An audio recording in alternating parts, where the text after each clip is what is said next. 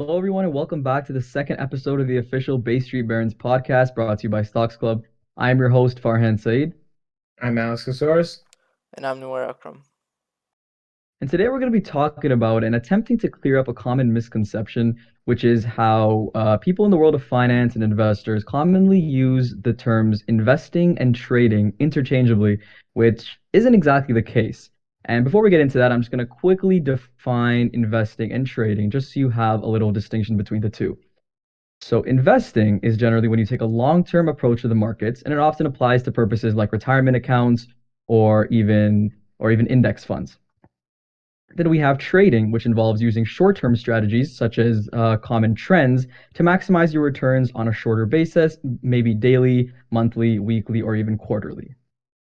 So that's our definitions. Now let's open up the floor. It's a little bit of talking. What's going on with this? Right. So I often see a lot of people getting these terms mixed up. And if you get these terms mixed up, it can cause a lot of problems down the road. So one has to think before they make a decision of, am I going to be holding this stock for a long time?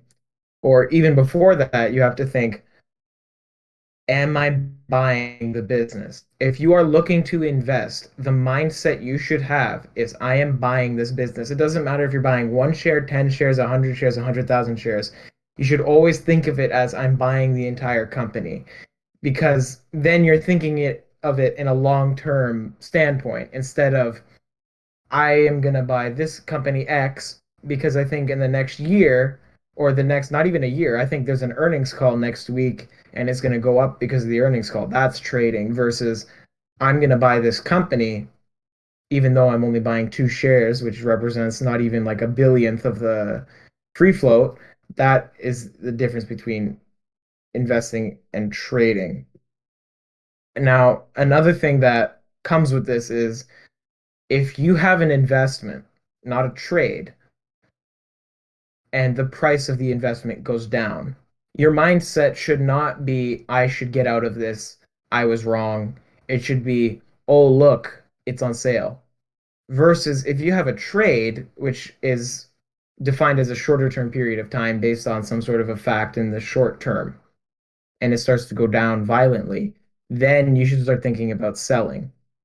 The classic example is if you buy a house for $1 million and someone comes along and offers you 800,000, would you move out of your house? Farhan, Nuwair, would you move out of your house? Nope. Obviously not. And then one last thing I'll mention is if Nuwair can turn the screen share on. This is the website you should be going to first when you're looking to trade. Something like Yahoo Finance, where it shows you, a couple of statistics, it shows you a graph, and it shows you the news stories. When you're thinking for a long-term investment, you should start with this website. Now, a lot of people don't know about this. This is the SEC Edgar Database. This is for US stocks. So you type in the ticker symbol and you can pull up annual reports, which is where you're going to start. And you're going to comb through it. You're going to look at the balance sheet. You're going to look at the income statement. You're going to look as if you were to buy the whole business. That's the whole purpose of investing. You have to think about it as if you're buying the whole business. Because if you don't, then you're trading. It's as simple as that. Yeah, I don't think I could have said it better myself. That was a solid explanation right there, really. So, I Yeah, mean, we can kind of say that trading is sort of like, taking advantage of some news, some trends, maybe even some suckers just losing out on money, versus investing is more kind of you're bullish or you're confident in a company's growth, and you're there for the long run, essentially. Sorry, anywhere. I think you were saying something. Cut you off. no, no. I was just saying, yeah, I agree with almost everything, or pretty much everything Alex has said. And I think it's people always get or tend to get the two confused when they start thinking of investing as some flashy, numbers on the screen. There's a bunch of statistics and stuff, but that isn't. People always try to make it seem as if investing is a lot more complicated and confusing than it is. And of course, there's certain like levels or certain knowledge that you should have. There's certain level of complexity when it comes to investing. But all these like things you see on people's Instagram stories or Snapchat or TikTok, where people have like these charts up, looking at numbers, quick, there's a bunch of like quick moves happening. That's trading. Do not get the two mixed up, because trading is a lot more complicated and a lot more risky, I will say as well. So, so kind of adding to that point, you're saying that trading is a little more complicated. I know, Alex, you also said that when you're looking at a company to invest in, you should be looking at their balance sheet and the charts and all that good stuff. So, what do you think is the difference in knowledge or the difference in things that you need to know for investing versus in the things you need to know for trading? Maybe tools, things of the Um, sort.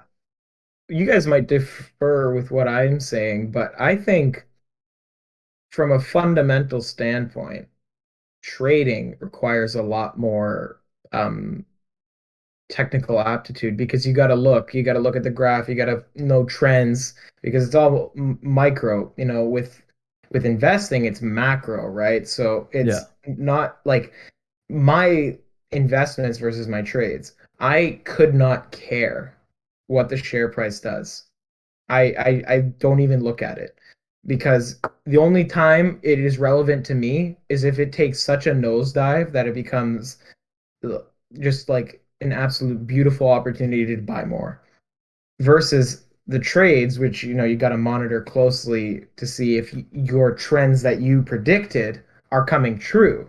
Because if they're not, then you're got to get out of it. And also, I will quickly add, there's like both are viable ways to use your money, but they're two very different ways, and if you get them mixed up, that's when you can have issues.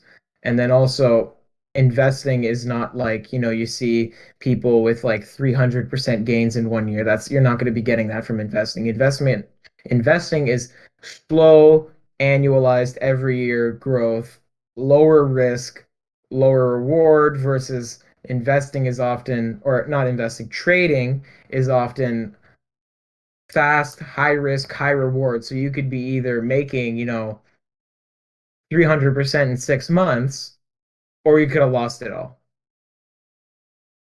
Yeah, Yeah. no, I agree. And I don't know if I was clear or not, but what I meant to say was, just to clear this up, that investing, there's a certain level of complexity, like certain knowledge that you need to have, but trading is a lot more complicated, a lot more things that go into trading. Because even someone could spend a whole month, like every single day, just trying to learn how to trade stocks, and that still would not be enough, and that person would still lose quite a bit of money. I think what's the stat? Less than what I know it's less than 10% or something of day traders actually make money. I'm pretty sure the number's smaller than that. But when you look at that compared to the S&P 500 return, was it like 9% a year? So if you're just putting your money into the S&P 500 annually, not doing anything, just continuing to put paycheck to paycheck in, your money's growing. Versus if you're trying to actively day trade, the odds are stacked against you. Well, I guess it all kind of ties back to fundamentals, right? Where we say that fundamentals obviously applies in your investing. And not to say that it doesn't apply in trading, but it's a lot less, right? I mean, when trading, it's obviously you're a lot more skeptical. You need to be monitoring things a lot more. You're going based off trends a lot more. And I know technical analysis is a thing, yet I mean, that's a whole different topic. It's not necessarily been proven to be 100% accurate or to 100% help you. But when it comes to investing, knowing how to read a balance sheet, knowing what a PE ratio is, knowing what earnings per share means, knowing how to read these statistics, it's gonna help you a lot more.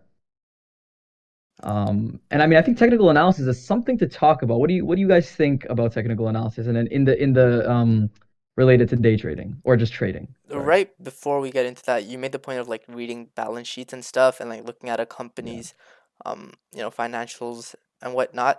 I mean, I'm not gonna shy away from, there's certain times where, like, okay, I have some extra money left over, let's look for a trade, let's see, get some excitement.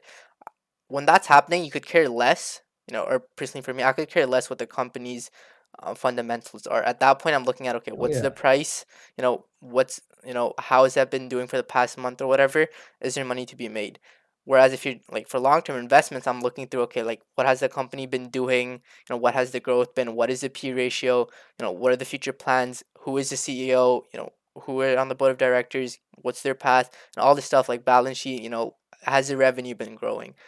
There's a lot more effort, I would say, goes into a lot more research that goes into investing versus a lot more, like you said, technical analysis that goes into trading. Right. With investing, like you could you could take it like deep. Like you can go as far as making DCF models for these companies to see what their future predictions, 10 years out for their cash flows are going to be. But there's also the ability to do it from just like a extremely just higher level. Like if there's someone out there that doesn't want to learn how to build a DCF model, doesn't know how to read a balance sheet, doesn't want to go through the SEC database, does not want to go through 600 pages of legal jargon in a 10K, it can be as simple as saying, like, Walmart, for example. Like if you use Walmart every day and you don't think Walmart's going anywhere, that mindset right there, and then buying Walmart stock is investing. Like you don't need to do all the DCF and all of that. Sure, it could help, but it's not required. Versus something with a trade, I would argue technical analysis is almost a necessity to see if your prediction is accurate or not. Because if your prediction isn't accurate and you don't have the technical analysis to track that, then you're up the creek without a paddle. Yeah, absolutely. Absolutely. And I guess on the topic then, technical analysis. Alex, I want to hear your thoughts a little bit on it. What do you think about it? Um, it depends on your time scale. A lot of the times, um, you'll see these intraday trends play out. Um, However, in the long term, it does not apply. Like you can't use technical or like what we're thinking of, just like looking at like, double bottom, head and shoulders, all that for looking at like a 10-year graph for investing purposes. When you're using technical analysis, it's almost like an intraday kind of like litmus test to see, okay, people are saying this, I'm hearing this, let's look at the chart. Oh, what do you know? It's a bull flag. If the bull flag breaks out upwards, then I'm going to make a couple $100. If it breaks downwards, I better sell fast and limit my losses. Something like that. I wouldn't even say that they're accurate. It almost becomes more of a self-fulfilling prophecy with a lot of these day trading trends or technicals that you see. So like you'll have the stock will be trading and you'll have however many thousand day traders looking at the same thing, and they all have the preconceived notion, okay, bull flag goes up. So they'll all buy in right at the end, which uh, thusly pushes it upwards, right? Yeah. So I it's guess isn't that a almost part of the more of a, reason why it works? yeah, Because exactly. So it's everyone almost everyone's more of a using it, right? self-fulfilling prophecy rather than like um something like a DCF, you know what I mean? Yeah, and Yeah. just to clear up for just in case someone doesn't know what a DCF is, that is a discounted cash flow. It's one Right. of like the ways to calculate intrinsic value of a stock. Get their cash flow for the future. It's very I that's what investment bankers a lot of the time will be doing, creating these DCFs, and highly educated investors like Warren Buffett, they look at stuff like this to make, if a stock is under or overvalued. But again, like Alex was saying Right. before, a lot of the times you can just, like Alex uses Walmart. I go to Walmart every day. I don't think Walmart's going anywhere. I think that might be a good investment. Again, there's two different levels, and you can always go deeper, once you learn more. Uh, Exactly. Exactly. and I think when it comes to technical analysis, I mean, I heard someone, I don't know, I don't know if it was on Twitter or not. Someone put up a chart of Apple and showed some random pattern and said, yeah, Apple's going down to, like, I think they said like a $20 drop. Or they said like 98 or something. I'm like, that's one of the biggest companies in the world. You cannot say that, "Oh, it's gonna go down because of some simple pattern." It doesn't work like that. There are companies' fundamentals that cause the price to fluctuate like that. Even if some big news comes out, the stock price will not move $20 within like a couple days. Normally, of course, it happens sometimes with certain stocks, but a stock like Apple is generally very steady. So like this notion of these patterns have to happen, you know, I think most of the times, like it's what I wouldn't even say 50%. I'd say less than 50% of the time they actually end up working out if you look at all the data. Of course, that data doesn't exist because you can't look at every single stock, look at every single pattern. But generally, if you were to apply it, most people who have these algorithms for trading and their own strategies, they aim for like 70 to 60% of the times they want to be right, and they maximize those gains. So even they who are these experienced day traders, we can call them, aren't getting those like 80, 90% returns like a lot of these gurus on Instagram and whatnot will promise you. Yeah, I Right. think using Oh, technical sorry, analysis, Nuwair, sorry. you go, I think Farhan. using technical analysis to say that a company like Apple is going to drop $100 in share price is completely far-fetched because I think technical analysis we can all agree is it's indicators that are based on trends to help you kind of predict the direction that a stock is moving. Of course, that can be used to your advantage. I use it, right? I mean, when I'm making trades to, to depict my entry and my exit points, like Alec was saying, like a bull flag or a bear flag. But I personally think that technical analysis should be paired with a bit of fundamentals. And in no way can you say that such a big change in a company's standing, like $100 decrease in share price, can be depicted by technical analysis. But that's just my opinion. I just like Nuwair, can you pull? I have Apple up on my screen right It's up. now. So if Apple was to drop $20, so $20 a share, if you go on here and you will go to statistics, they have, where is it? 16.67 billion outstanding shares. So a $20 drop in the company's value would have huge implications to the company's market cap. We're talking hundreds of billions of dollars in value of Apple, like poofed away. That doesn't happen because of some technical trend. That happens because of something completely massive, like if it turns out that like some sort of huge scandal regarding the company and everyone decides, okay, I don't want my iPhone anymore, then you'll see something like that. Not because of some guy pulled out a ruler and started drawing lines on his computer. Yeah. I, Good day for I Apple need though to know what today. indicator this guy was using or what trend he saw because the I hundred think dollar decrease, I think it it's was crazy. some might have been like a Fibonacci retracement or something. I have no clue. Like some next like random. Oh yeah, it's gonna drop $20 going down to under 100. Some like absolute just random. Like it doesn't.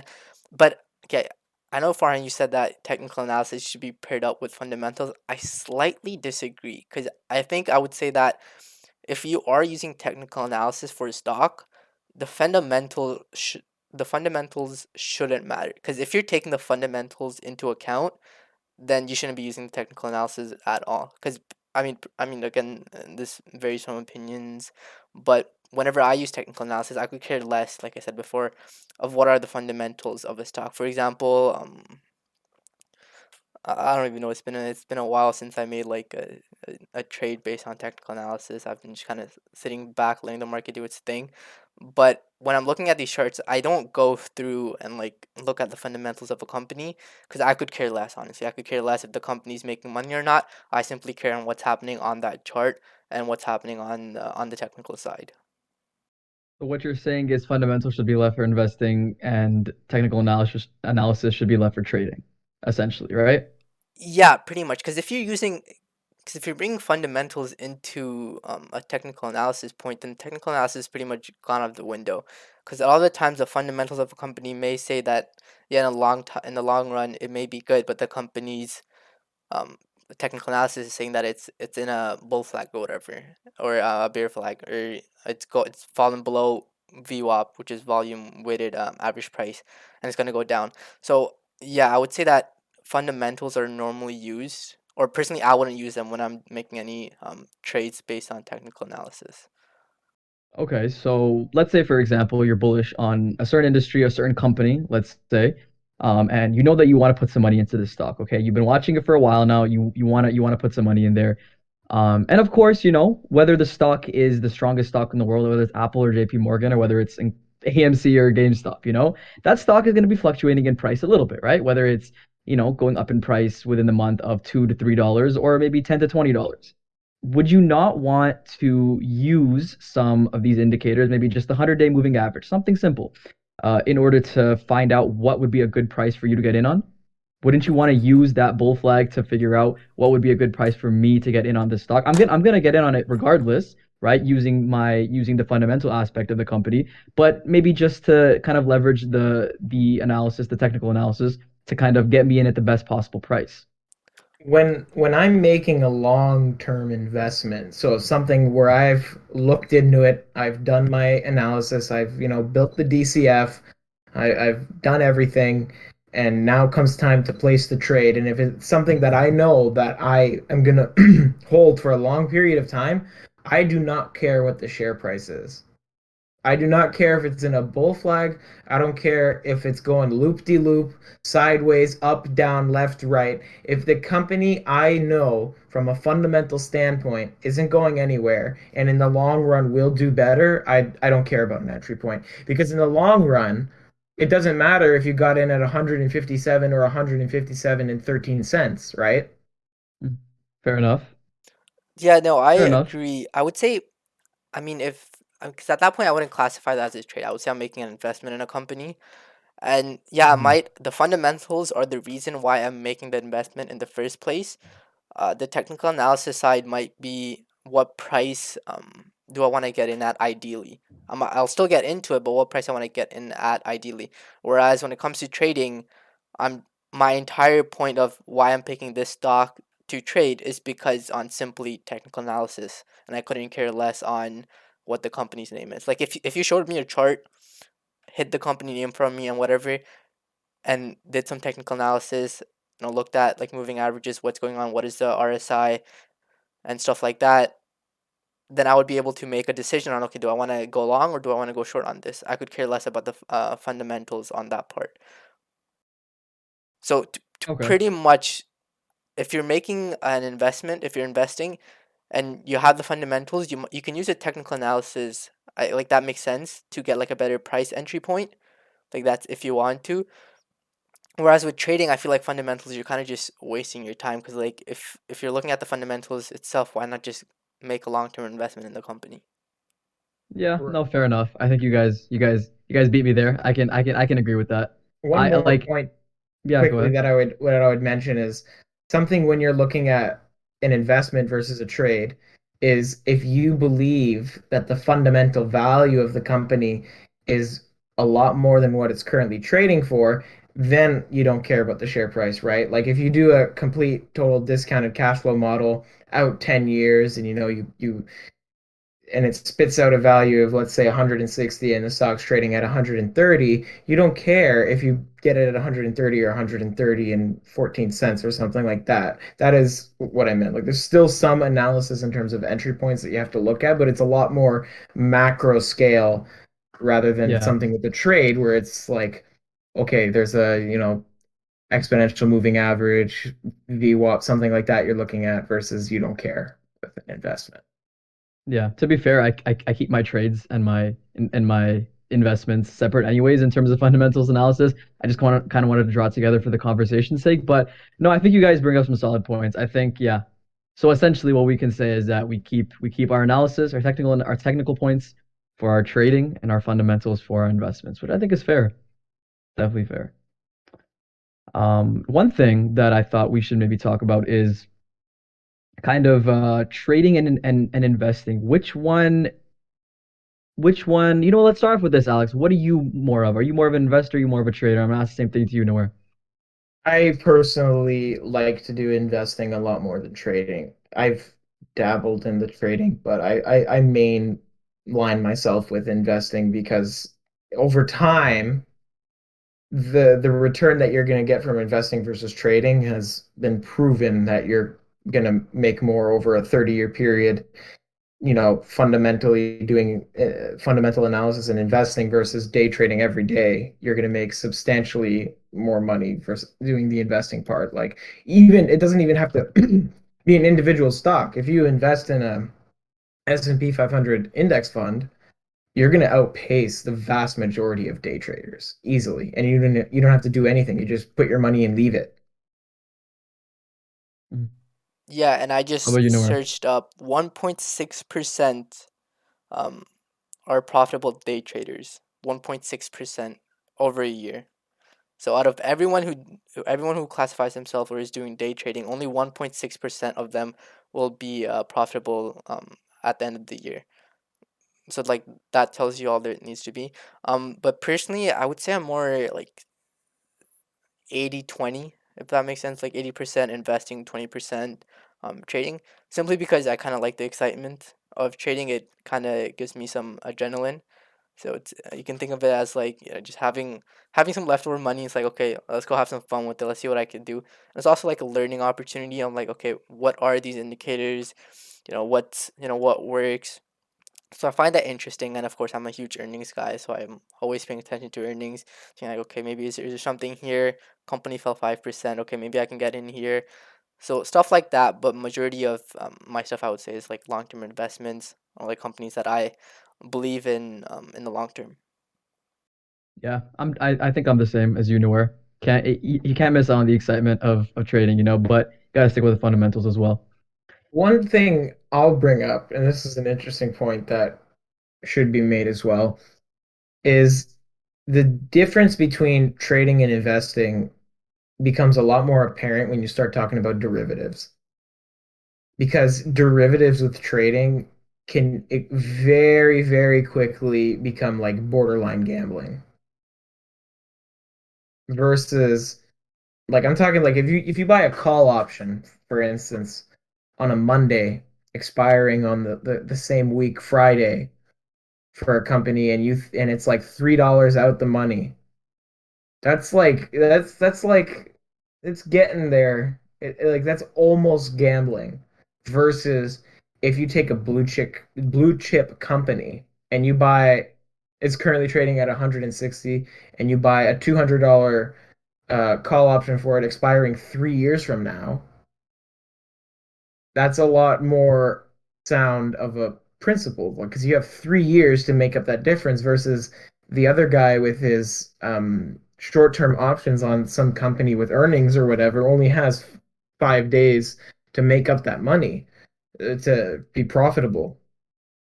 What do you guys think I regarding derivatives? I won't deny it. I think it's I don't want to say it's gambling right away because there's still some level of um like again we said technical analysis, so you're doing some research into that. But yeah, it's very very close, especially when you get into like options before earnings. You're pretty much asking. I think there's a better chance of you losing money than winning money because for those people who don't know how options work, there's also something called time IV, which is implied volatility. So that options contract is taking into account that there's earnings tomorrow. So even if you guess that you buy a call option and the price does move up, if you're too far out of the money and you're not in the money yet, you might still be losing money. Your contract may still have lost value because now that volatility is gone. So now the contract isn't worth as much. So you could be right on guessing which way the stock is going to go and still lose money. Yeah, I agree with both you guys, with Alex as well. I think definitely when you throw yourself into an area that risky, it's borderline gambling. Yeah, 100%. And then another topic also that you can talk about in terms of trading and investing is cryptocurrencies. Now, I would personally classify any crypto purchase as at the best trading and at the worst gambling because you cannot classify it as investing because there's no fundamental analysis that you can do of Bitcoin because there is no balance sheet, there is no revenue, there is no tangible object or tangible business that asset is tied to. What do you guys think? Yeah, cryptocurrency Bitcoin is literal trading, right? It's literal trading, 100%. I'm gonna Nuwair? go out on a limb here and speak for all the crypto people. I think there's certain things that could be classified as investment. I mean, again, I don't know enough about crypto, so I don't know which ones. Definitely not stuff like Dogecoin, where there's no stuff. But I think I don't know. I was just reading on one coin, or it was on through TikTok or Instagram or whatever, that there are certain uses of this coin or is being used for certain things like such as paying dividends through company instead of paying out actual cash. They're using these coins to transfer funds. So I would say based, you could kind of make the claim that based on that, that is your fundamentals, that okay, I think this is the future, that's why I might want to invest in this. But again, I don't do much of crypto. I like my stocks, I like what I know. So And then also the crypto market, you have to factor in I don't even look at crypto, and I could probably safely say that at a minimum 80% of the crypto market is pump and dump. I would agree. Because between like Instagram, where you have people going about like, yeah, I have conducted my analysis and Dogecoin will be $3,000 by the end of the day today, while it's trading at 30 cents, and you have people buying into it and it pumps it up, and then they sell it. And then you have the higher level version of that, which is Elon Musk tweeting every 5 minutes about Bitcoin, throwing it up 10% one day, down 30% the next day, or something extreme like that. Like you can't classify that as an investment with people's ability to move it like that with pump and dump schemes. And like also you got to remember we're talking about something that is not tangible. Yeah, fair enough. Yeah. But I think coming back to Noir's point a little bit, I think once you're able to do things with crypto, for example, the whole dividend thing, and then once it becomes, if one day it becomes a currency of some sort where you're able to actually purchase, tangible things with it, then I think the conversation changes a little bit from it being a trade versus an investment, if that makes sense. Yeah, and I'm sure people would, I both agree and disagree with us on both sides, saying that, I think there's many people out there who believe that crypto is going to zero maybe, and it's just a pump and dump entirely. And there's all again the other side who believe that there's a future and that there are certain coins, or I don't know if I don't know if you want to call them coins. I don't even know what they're called, but certain cryptocurrencies who have a future, and that due to certain things like the dividend payments and whatnot, that is the future. Therefore, they're investing some of their money in it. But again, it's a very it's very gray area. A lot of debates have happened and will continue to happen over crypto and whether it's a legitimate investment or not. Right. And like I won't deny the fact that if you're trading crypto, keyword being trading crypto, there is money to be made in the short term, like a 1 week, 2 week, 3 week time span, you can buy it after Elon tweeted that Tesla's not going to be accepting Bitcoin, and then sit on it and hope that he tweets that, oh, you know what, I changed my mind. I kind of like Bitcoin now, and then it shoots back up, and then you sell it and you make the difference.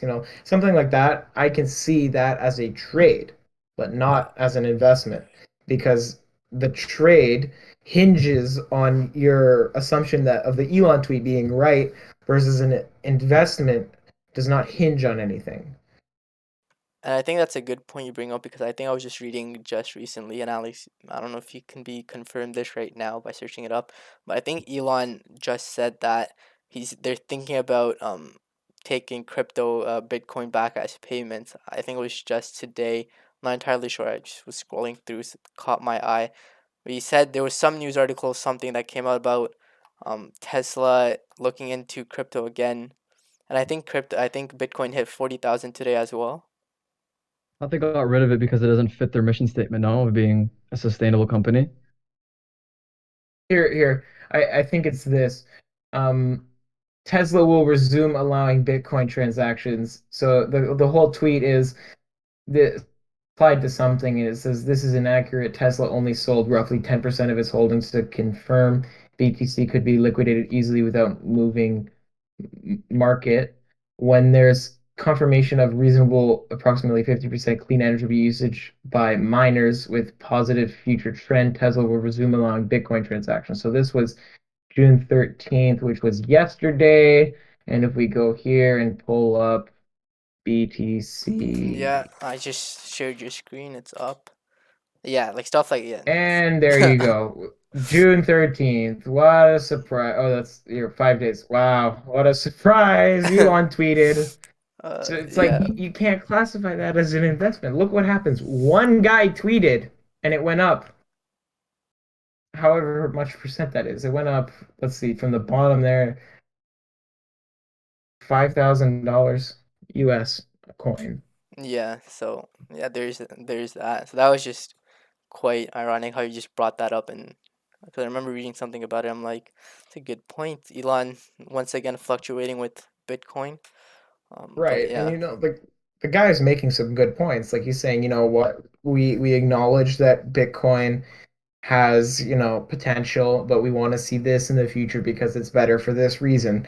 The people that are trading Bitcoin, they don't care what he said. They care about that last sentence that says, and then Tesla will accept Bitcoin in the future. They do not care what eloquent speech he wrote. They just, where is it? Where is it? Where is it? They just scan for that one line, that critical one line, and that just changes everything. yeah. Well, that's all the time we have for today. That's a good point. That's a good spot to leave it at. Leave it off. Yeah. Well, like always, guys, make sure you tune in next week for another episode where we're going to talk about all things finance related, maybe even get into some bits and some games we have planned for you guys. Make sure to leave your thoughts, your opinions, any comments you have down below. And that's it. Episode 2 is done.